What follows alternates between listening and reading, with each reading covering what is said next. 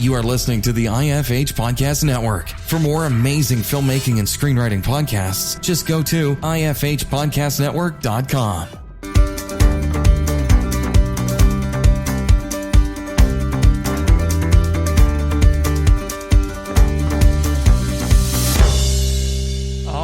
Welcome to the Successful Screenwriter Podcast, where we discuss anything and everything screenwriting. Here we interview successful screenwriters and filmmakers to find out just what it takes to make it in the industry.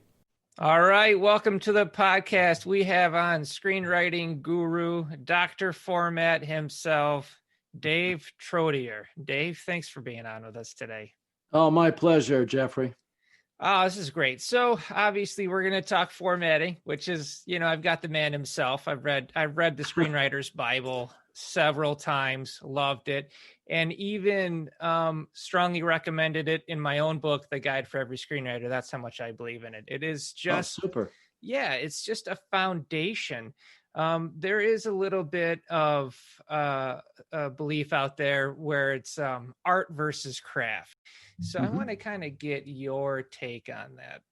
Well, I think it's both art and craft. I think it's both. I think ideally we use both sides of our brain.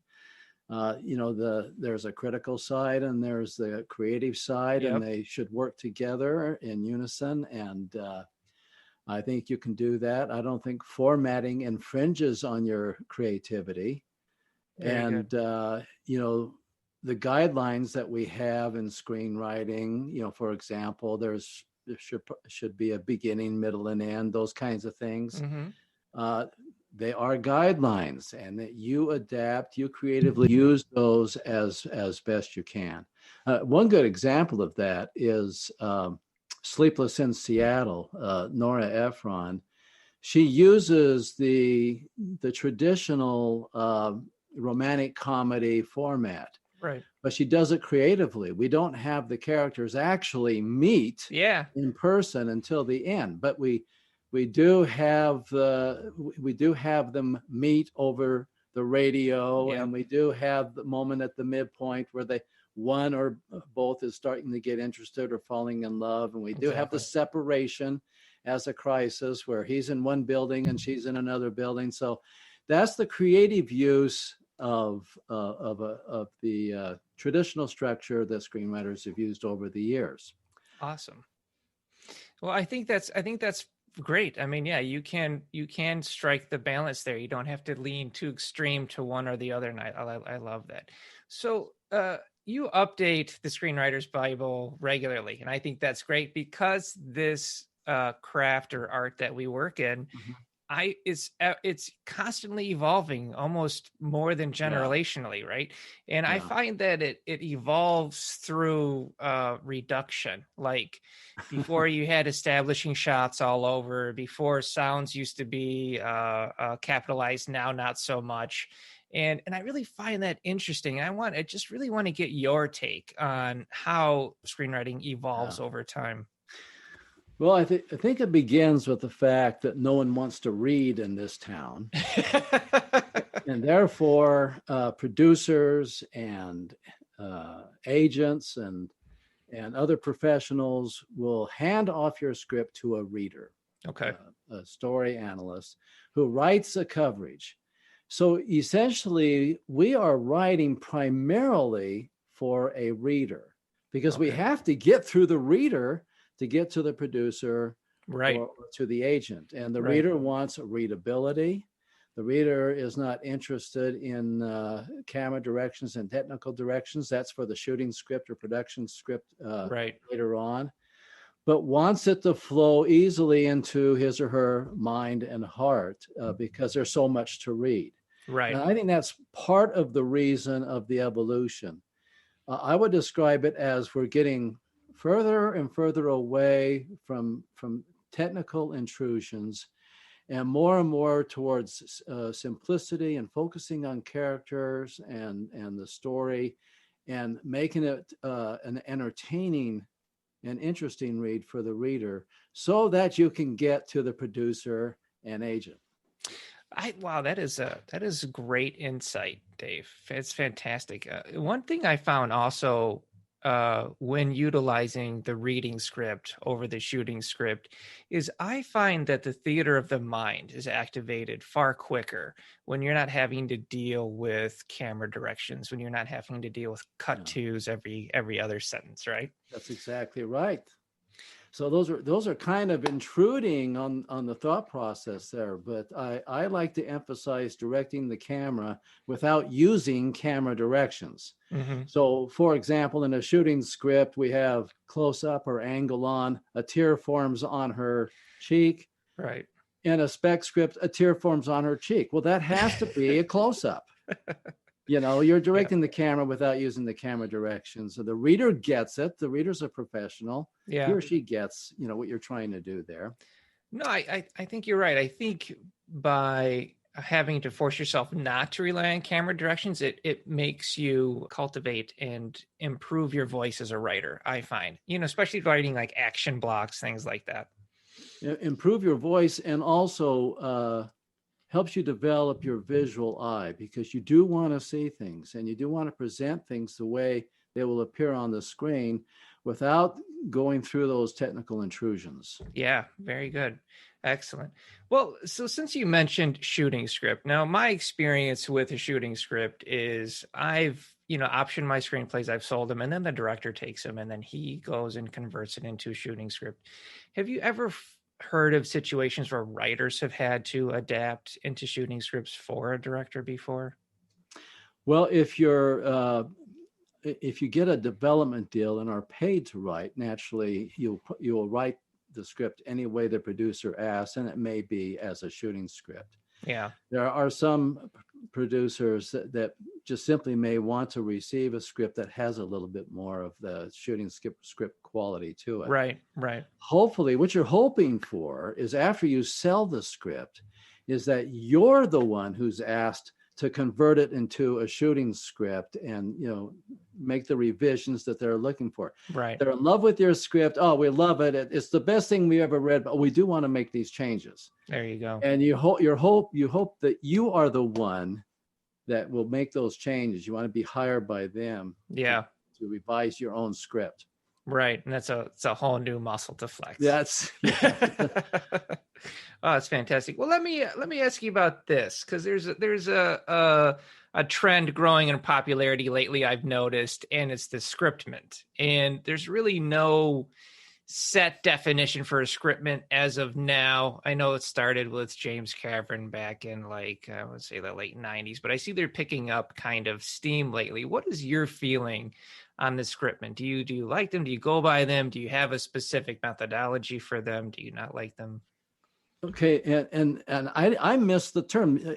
What did you call them? A scriptment. It's like a hybrid of a script and a treatment. Oh, wow. Yeah, it's trending a little bit. You'll see some writers and directors will do a scriptment, and what they'll do is they'll focus more on scenes and less on dialogue, and you'll even have kind of actors doing kind of improv situations. Okay. And I have seen very few of these. This is kind of new to me. Okay. My reaction to it is this is just another reason. This is because people do not want to read. And so how can we make it easier to read a script? Let's do a scriptment. Yeah. If I am a writer who excels in dialogue, I want to avoid that. I agree. If I am a writer who excels in narrative description, action that really grabs the reader and so forth, then I'm happy about that.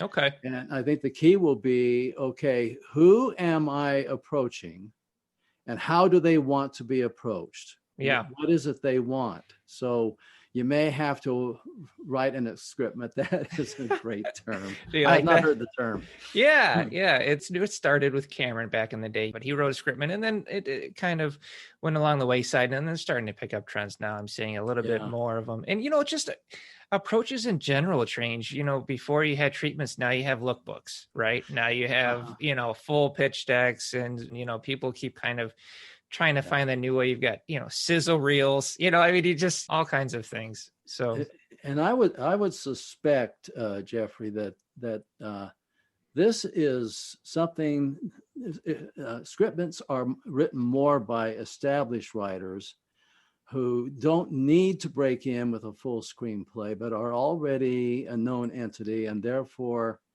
they can get a deal, a development deal, or sell just off of a treatment or a scriptment. Yeah. They can leverage their name. They can leverage their brand. I think that's actually a really exactly good point. Right. Very good point. So what kind of trends have you noticed lately with formatting? Have you seen anything changing or shifting in the ethos? No, just a continuation of what we were talking about. Okay. That we want lean, readable, entertaining. And, it used to be 120 pages is the max. It still is, but they'd much rather see 110 or 105. In fact, I'm hearing a comedy 95 to 100 is great. A drama 105 to 110 is kind of more what we would like to see. So you want to keep that in mind. When you receive a script that's exactly 120 pages, you know that the script was longer and that the writer just edited it down to just meet that particular deadline. And it may not necessarily be a great script. It's almost makes me worry a little bit that maybe this is not going to be as good a read as because it looks bloated already. Because it's right there on 120. I mean, right there where on the was bottom it? of the page. Oh, they're just. There's no even resolution. It just cuts out. Yeah. I found lately with the indie film industry, 86 to 106 tends to be kind of the sweet spot right now. If you've got like a horror or a scary movie, you can roll in at about 86 pages. Oh, yes. Yeah, especially horror. Yeah, they can go light. And for an independent film, 86, I can see that because it's just less to shoot. Fewer production costs. Yeah, saving on the budget. Absolutely. So one trend I've noticed is the bolding of slug lines. I've seen that. And I think it's an interesting visual. It's kind of cool, but I think it works in specific genres. I've seen it as a fad, and I've wondered, is this going to continue? I don't have a problem with it. People want to set apart those master scene headings, and it's like this is a new chapter in my story and so forth. It's not something that I feel like must be done, and I wouldn't worry about it if you are a person listening to this podcast and are just starting out. It's nothing to worry about right now. Focus on the story, do the basic formatting, make sure that's correct. But, you can do it if you want. Yeah, absolutely. If you're just starting out, getting that format down is important. If you get a well formatted script, you're already launched into top 20, 30% of screenplays if it just even reads properly. Yes. That's true. Yeah. But as far as bolding scripts go, what I've noticed is if it is like a horror genre, or if it's a very impactful script like action, I think bolding a slug line looks pretty good. But if it is like a Sleepless in Seattle or a romantic comedy, maybe a little too a bit abrasive when you're reading it. But that's just my own 2 cents. Yeah, I've heard readers say 2 different things. Really? A couple of readers told me, and I'm talking about readers who are reading for producers out there. Right. Yeah, they said, interrupts the flow for me. It kind of stops me. And others have said, oh, it helps me see we're coming to the end of a scene. And, so I've heard 2 different reactions. Yeah. Cause it's still a newer thing and people are still trying to figure out if they like it, but it sounds like it's quite personal. All right. So let's see, you are, teaching at Script University, right? So you do a formatting class for them. Is that correct? I do a formatting class for them. I teach for them and also at my own website. And that's keepwriting.com. Yes, keepwriting.com. Very good. So what other kinds of, if I could pick your brain a little bit more, Dave. Okay. So thank you. So what other kinds of tips would you have? I mean, we've got that we want to focus on the writing. We want to focus on the characters in the story. We want to get all that. actually this reminds me, because thinking of your book, I'm sorry, I'm skipping around on you, but That's okay. thinking of your book, one thing that always settled to me was keeping your voice consistent. So if you're going to write a flashback in a particular manner, because there's like 50 ways to do them, but if you're going to do it one way, keep it consistent. So that way, even if it isn't totally standard, at least it makes sense. And I was wondering if you could just kind of elaborate on that for me. Okay.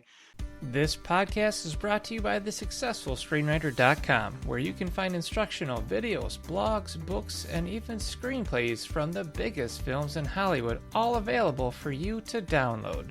Visit thesuccessfulscreenwriter.com now and receive a copy of the Guide for Every Screenwriter absolutely free. Yes, free. Just visit thesuccessfulscreenwriter.com. Now, back to our show. Consistent is one word. The other word is clear. Okay. Be clear and consistent in how you're doing things, and that'll pay off for you to some extent. But clarity is so important with readers reading fast. You can't afford to lose or confuse a reader. And what just popped into my mind when I said that is my own personal little bias. When I see on page 1, a man walks into the room, and then on page 7, we finally name him. Make it easy on your reader. Name your characters at the moment they first appear in the screenplay, unless you have a dramatic purpose for not doing that. Right. And that is so true. I just worked on a script for a student that there's like 3 named characters, and then everything else is just like the mailman. And it's so much more than just like consistency and clarity, but also if that script gets sold, right? If it gets made, that actor would love to have a credit as a named character and not just be guy number 3, So absolutely, that's very true. That's true. Now, if you have a lot of characters, you may have to use labels for some of your characters, but rather than guy number 1, guy number 2, and guy number 3, characterize them. Nervous guy, snotty man, chubby lady, whatever. I mean, you want to color every character. You want to everyone deserves some characterization, even if they're a very minor character. That's brilliant tip. Don't forget to do that. And that's one thing I see a lot in scripts of developing writers is characters that are pretty flat and are simply not well characterized. They're not standing out. You want to, if you have 2 characters that are together a lot, it's usually best to contrast them. Yep. Because defining one helps define the other. They define each other because they're so different from each other. That's true. Shakespeare used to do this with all of his central characters have a foil. We call them. Yeah. So it helps define who that central character is. So don't be afraid to provide an adjective or 2 that describes the personality of your character when you introduce the character. It's okay to do that. Yeah. So we have a sense, this person's a control freak or whatever they are like. Yeah. That's one of my favorite introductions of a character came from a client. She wrote, Tina, 46, dresses too young for her age and gets away with it. I thought, okay, I got Tina. That helps me understand something about Tina. No, that's great. And that's part of entertaining your reader and helping them enjoy the read so that they're going to recommend you in their coverage. Yeah, I mean, it adds to the world building factor. It makes it interesting, not just using generic characters. I totally agree with you. See, now you're rolling me into Dave. You're rolling me into character description, right? Okay. Because the big thing here, right? The big thing we had with the Me Too movement, which was great. It really highlighted a big flaw in the industry where people would write, if it was Tina, we could say, Tina 30s blonde bombshell, right? And that was a big issue. And looking at it, that really was a prevalent issue. Like everywhere you read it, it was always about how hot or attractive physically were. And I'm starting to see that finally trend away, and you're getting to more of like you said, nervous, control freak, almost like character and personality. Personality. Yeah, exactly. And that's exactly right. And we have to remember as writers that our characters are more than their bodies. My favorite characterization in beginning screenplays, I don't know how to put this, but I see this so often that I'm almost waiting for it when I read. And that is the male lead will be ruggedly handsome. And the female lead will be beautiful but doesn't know it. Oh, wow. If you are using those descriptions, I would try for something different, because we see them over and over again in screenplays that we read. I had the pleasure of being a guest on the Break It Down show, and we got to interview Jay Moore. It was awesome. By the way, it's a great podcast. I really recommend anybody listen to the Break It Down show. So Jay was in Jerry Maguire, where he played a talent agent, and we were just talking about it, and he told me, the character, when he went in for the table read, the character had one word for the character description, and it was unctuous. And I was like, that is brilliant. I mean, just one, but that totally tells you who that character is. Yeah. One simple word. He said, I knew automatically how to play this character. He went in, did it, got the part. And when you see him in Jerry Maguire, you're like, yeah, that's an unctuous guy. And there is power in just a few words there. Part of screenwriting is saying as much as you can with as few words as you can. Yep. Now, the exception is in dramatic moments and emotional moments where we do want to expand and dramatize the drama and milk the emotion and so forth. But generally speaking, how can I say this with just a few words or with just one word? Which was a great example you gave. Yeah, absolutely. I try and strive in my own writing when I'm working with students as well, is just to write like a Spartan. How can I really make this efficient but powerful? And then dragging out those dramatic moments are always fun, right? Because we get to emotionally manipulate the reader, and that's always an amazing ability. Yep. And they should be dramatized. I read in one script, a gun battle ensues, Martinelli is killed. I'm going, oh no. This should be 3 or 4 pages. Give me the gun battle. Give me something. Give me the highlights. We don't need every blow. I mean, every shot and so forth. Yeah. But we do need to visualize what we're saying. So just don't say they duke it out and Jim wins. That's the famous thing that George Lucas did, though, in one of the Star Wars films. He put they fight. And then it was like the rest of it's up to the choreographer. We don't want to be that Spartan with it. Exactly. We want exactly right. I would say, I always preach that you want to get the highlights, but you don't want to over choreograph. I'm assuming exactly. We need to be enough to visualize what kind of fight it is, or what's happening. One of my favorite action scenes is actually from The Princess Bride, and I'm referring to the script. Okay. The Princess Bride, and it's the sword fight with the Spaniard. Okay. And there's a couple of things I like about it. One is that they're not shouting epithets like we so often see. They're complimenting each other throughout this to the death duel. Yeah. And so forth. But in William Goldman's descriptions, he describes this blow and that blow, and then he'll give a summary description.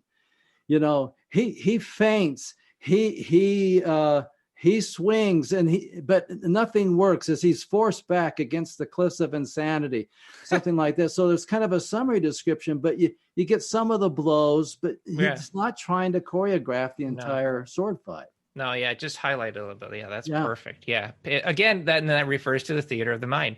How do we get these people to really start to visualize the script? Absolutely. Exactly. Another issue I see so often in screenplays is obvious exposition. And sometimes this is with a voiceover narration on page 1 that's almost as long as page 1. Oof. And it's just laying down, here's the stuff that you need to know.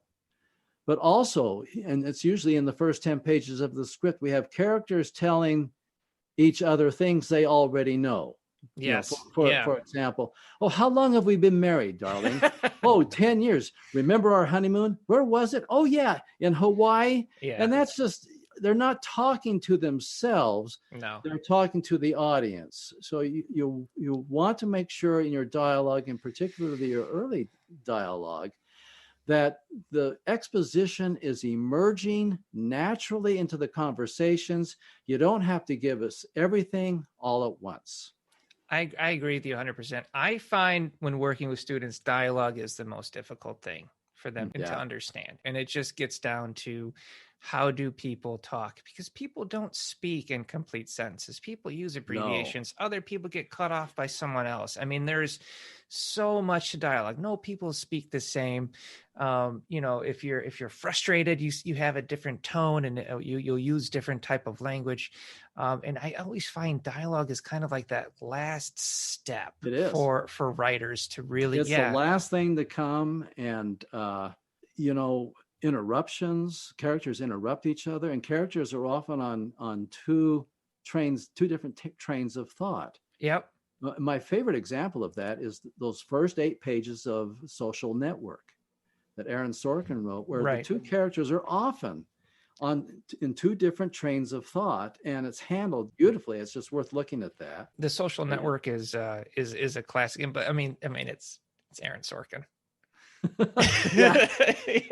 He's good. Yeah, if you could point out West Wing, you could the Steve Jobs film. They're all. But I know he labors over it. It's not like he sits down and writes 8 pages and he's done. Oh, he labors over it. I guarantee you, Aaron Sorkin's first draft is his worst draft. We all have that terrible first draft, and then I always say the magic is in the rewrite. So. Exactly. Yeah, I agree with you. And getting into exposition, this is a visual medium, but it's written. That's the tricky part. And I always tell everybody, screenwriting is the most difficult literary art there is, because you can cheat in other stuff. Yeah. Screenwriting, there is no cheating. There is no. Yeah. And novelists who think it's going to be easy, they find out they can't include internal dialogue. And that's one of the things that makes a novel work, but you can't do it in a screenplay. You can't voice over a character's thoughts unless it's a broad comedy, or something. Well, you're getting into what's the big joke with the old Dune movie, right? Everybody's always talking in their brain. And you go, what the hell's going on? So yeah, that's totally it. Yeah. You can't do it. And the one thing I've noticed, novelists do that. And then when I'm working with them, I go like, this is not filmable. You have to have things that we can see on screen. I can't see inside the guy's mind. That's right. I can't, look at his neurons firing and trying to express what his inner thoughts are. So yeah, we have to show it. So true. So true. Yeah. So, all right. So let's hit this up then, since I've got you. So let's talk about subtext. Well, subtext, that's also one of the last things to come. And what I mean by that is, we were just talking about Aaron Sorkin. Right. And his first draft that you were talking about probably does not contain very much subtext. Normally you want to get down, what the character's saying, and then you want to figure out, how can they say this in a different way? How can they imply the meaning that you want, and so that we have this underlying subtext? Not that we have to have subtext in every speech, of course. Yeah, but we need. It's so much more interesting when a character is beating around the bush or innuendo or what have you. That is more interesting than just coming straight out and saying something. So I mean, even as simple as, "Here's looking at you, kid," is just more interesting than "I love you." I got to tell you, Dave, I've been married 20 years, and I love it when my wife tells me exactly how she feels, so I don't have to do any kind of like deep research into it. And I know when I've frustrated her and she tells me, "Hey, I'm frustrated." I love that. But we don't want to see that on screen. We don't want people telling us their feelings. We don't want people saying exactly how they feel. We want to beat around the bush, because that's interesting. It's interesting to listen to. It gives the actor some meat to work with the character, instead of just trying to sell a bad line. And yeah, the subtext is there, and it is some of the last things to do. But one thing I've noticed with subtext, at least what I try and teach, is if you're working with it, you want to be trying to say 2 or 3 things at the same time to really get that depth in there. That's good advice. Oh, thank you. You're welcome. Dave, I think I could probably talk to you all night. Well, this is fun. Yeah, thank you. So keepwriting.com is your website. And Dave's available on there. He also teaches at Script University, and you're teaching formatting class.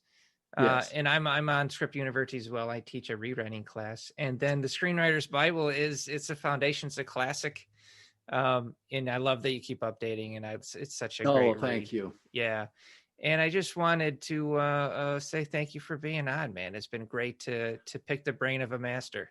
Well, it's been my pleasure. The time has gone quickly, and those writers out there, you screenwriters, good luck to you. I wish you the best with your writing, and keep writing. All right. Thanks, Dave. And thank you very much, Jeff.